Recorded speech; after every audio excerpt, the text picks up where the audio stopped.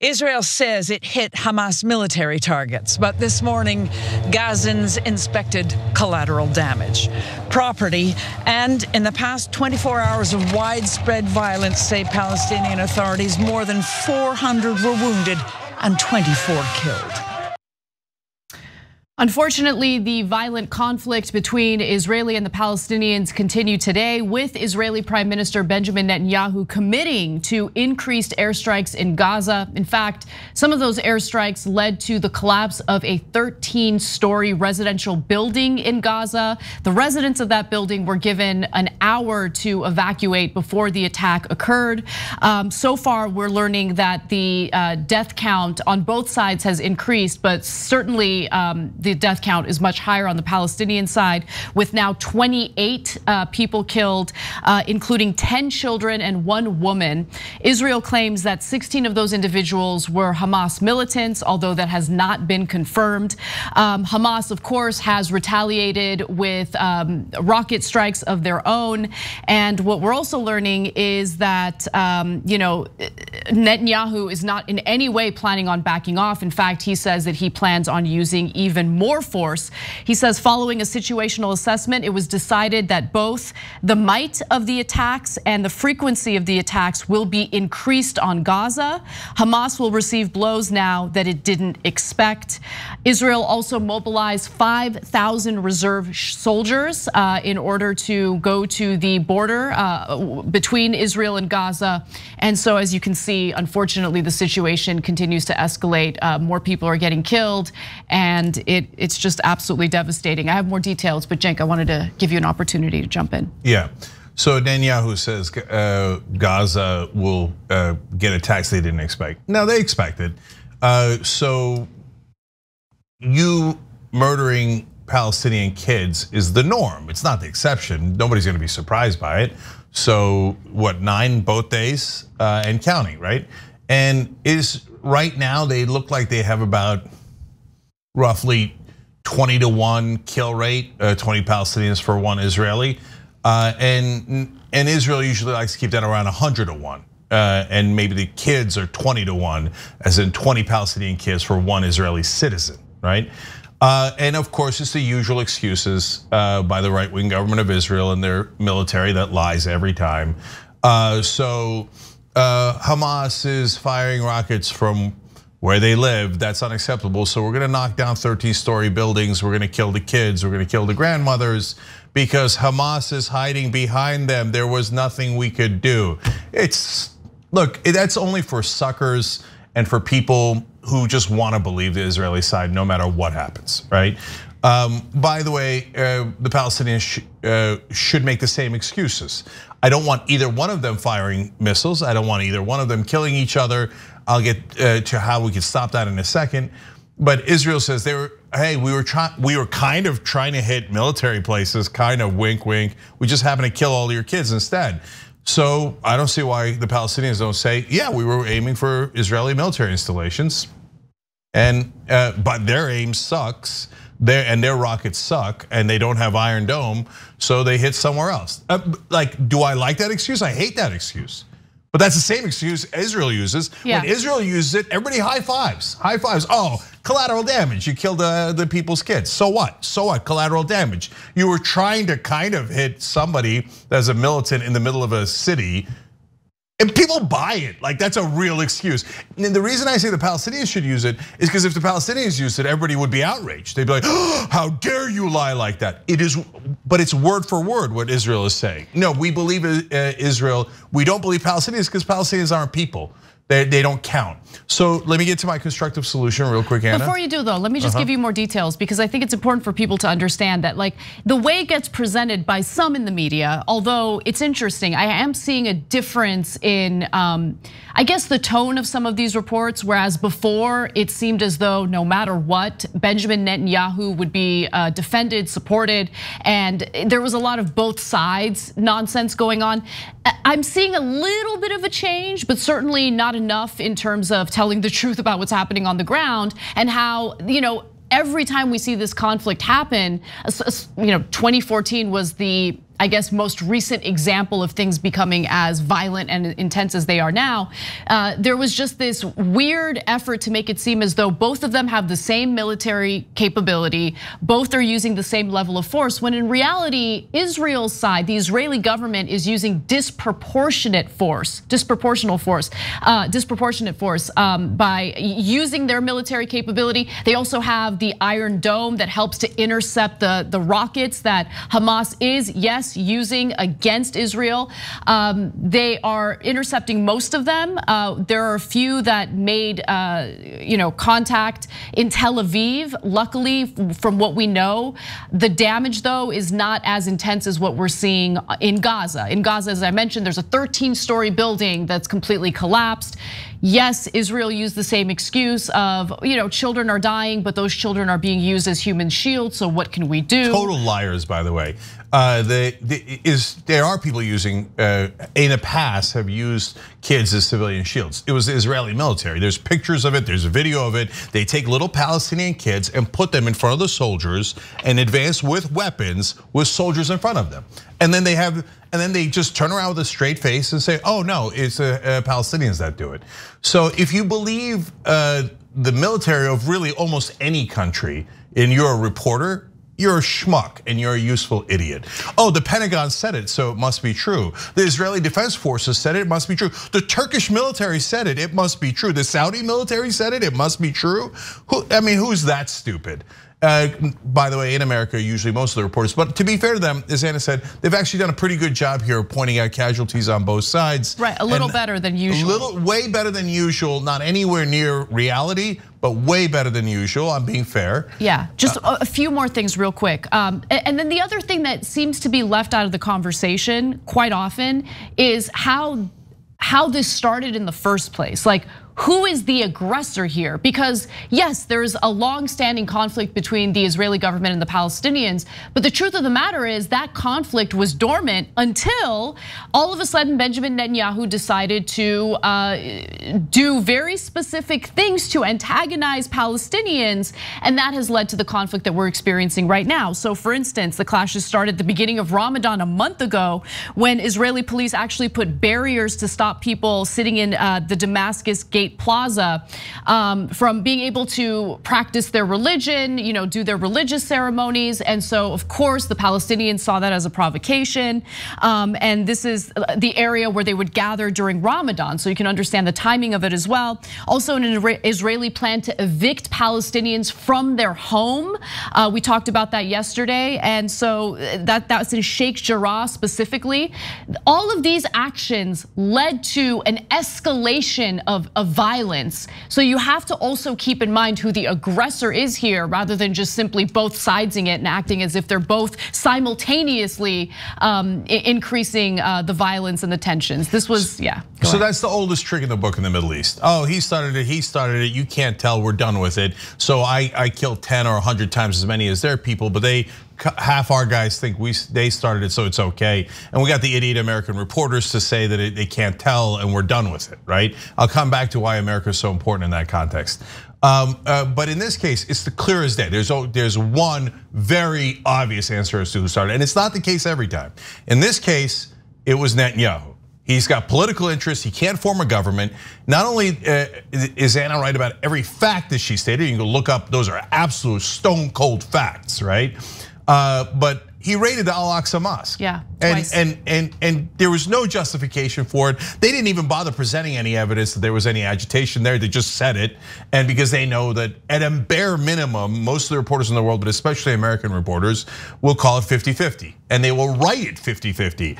The Israeli government says that somebody threw a stone, no evidence provided. Hey, they just happen to have this giant raid ready to go, and then they launched. It wasn't like impromptu and the two cops went in, they had to go back them up. No, they had the raid planned for political reasons. There's no question that Israel started here. Obviously, there's schmucks here in America who are right wing and who just, they're racist, they hate Palestinians, they're bigots, they hate Muslims. So they just say, oh, no, the Palestinians started. Maybe in other instances you could do a little bit of that, and depending on the situation. In this one, it's crystal clear, but it doesn't matter. They shut off their brain. They're not having a real conversation. So now we're unbiased. So I'll tell you right now, they'll say, oh no, that's not, how could you claim to be unbiased when you just told us the facts that Israel's at fault? Because they're the facts. That's what unbiased means. It doesn't mean it means you don't blindly support one side or the other. I'm not blindly supporting the Palestinians. Hamas should not fire rockets into Israel. Okay, here, furthermore, I love that Israel has Iron Dome. I've seen Iron Dome shooting down those missiles. Every missile of Hamas that Iron Dome shoots down saves lives, or potentially saves lives. So I'm thrilled that America gave Israel Iron Dome. Now, my question to the right wing in this country is, will you be equally fair and say we should also give Iron Dome to the Palestinians? Pause. Let the right wing heads explode. No way, you're so crazy, give it to the terrorists. Wait. What if I'm happy that we're saving Israeli citizens' lives? Why wouldn't you be happy that we're saving Palestinian civilians' lives? Because you don't want to save Palestinian civilian lives. Oh, but they're terrorists. Okay, wait, hold on, let's break this down. So both sides are bombing each other. One side bombing the other side way more, killing way more, including their kids. And the side killing more people is the one that started it and has the bigger weapons and kills more people. And they both are doing it for political reasons. Remind me who the terrorists are again. Look, in the old days, they just say terrorist and Muslim, and it was over. You don't know if you're young, you don't know the bad old days. For 20 years, as I've been doing news in this country, you were not allowed to defend Palestinians. If you did, you were immediately called a terrorist lover, and it worked because it wasn't just the right wing. It was the mainstream media. Mainstream New York Times and NBC and CNN, they would all call you terrorist sympathizer if you dared say one positive word about Palestinians in general. They were oppressive. And then I asked the question, and before you weren't allowed to ask these questions, and we did it anyway, and that's why we have our own company and we don't go work for people who have other interests, okay? So we're asking the same thing. What the hell, what is a terrorist? So when America bombs a wedding, we go, oh, well, they had it coming, they were terrorists. Who the hell's they? Who the hell is they, right? And if they bombed our wedding in America, we'd call them terrorists and we'd hate them forever. We bomb their weddings, we're not a terrorist. We're not, because why? Because, I don't know, identity. We're Americans and they're Muslims. And those civilians who we killed through our drone strikes, they were just collateral damage. That's it, yeah, they were just collateral damage. Okay, can Hamas say that? Oh, no. Every Israeli civilian killed was just collateral damage. It's okay. Can you imagine if they said that? It's okay, the Israelis were just collateral damage. But we say it about Palestinians as if it's totally normal. So when I say, hey, why can't we give Iron Dome to the Palestinians so they're also safe, so people don't die on either side? I guarantee you, everyone in Washington, well, minus now a couple of excellent progressives, would be outraged. How could you protect the lives of Muslims? Muslims, Palestinians, aren't they all terrorists? Of course we can't protect their citizens' lives. We can't protect their babies' lives. You know what a bomb does to a baby when it lands? It incinerates it. 9 children were incinerated today by the Israeli military. That's very uncomfortable for those of us who want Israel to survive and thrive and be a great democracy in the Middle East. But they did do that. Yeah. They did do that. Yeah, and you want peace in that region, right? I mean, for everyone, including Israeli citizens who have now been put in harm's way as a result of Netanyahu's actions. 3 Israelis are dead. Right? So 3 Israelis, including today, the latest Israeli casualty was a 50-year-old woman. And this is a situation that did not need to happen. Again, where did the aggression begin? And it started with Benjamin Netanyahu taking very specific actions with the intent to anger religious Palestinians who are trying to practice their own religion during this time. That's what this was all about. I want to go to a video in just a second that gives you a really great summary of exactly what he's done, because it's important to see where this started. But before we get to that, I also want to provide some evidence of the kind of brutality that members of the Israeli military have been conducting. And once they see that reporters are filming them, maybe they change their minds a little bit because they don't want to be filmed, maybe throwing grenades at innocent people. Take a look. An ambulance there. He just told him not to throw. You can see it. They saw the camera and didn't throw. But there you can see in his hands.